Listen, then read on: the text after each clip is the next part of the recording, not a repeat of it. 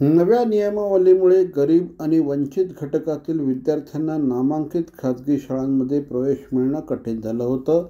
शिक्षण हक्क कायद्याअंतर्गत प्रवेश प्रक्रियेच्या नव्या नियमावलीला उच्च न्यायालयाने स्थगिती दिली. पुन्हा पूर्वीच्या नियमावलीनुसार प्रक्रिया सुरू करण्यात आली आहे. त्यासाठी 17 मेपासून अर्ज मागवण्यात येत आहेत. ठाणे जिल्ह्यातनं RTEसाठी 643 शाळा पात्र असून 11,377 जागांसाठी ही प्रक्रिया पार पडणार आहे. गेल्या आठवड्याभरात 11,404 बालकांचे अर्ज दाखल झाले आहेत.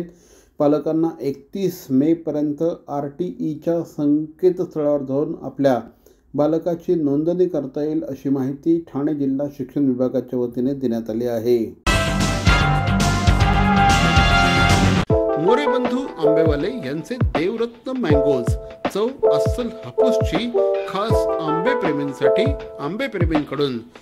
रत्नागिरी आणि देवगडच्या शेतकऱ्यांनी घाम गळून पिकवलेला, गवतात पिकवून मनापासून वाढवलेला अस्सल हापूस रास्त, अगदी रास्त भावात आणि हो, होम डिलिव्हरीसाठी सुद्धा उपलब्ध.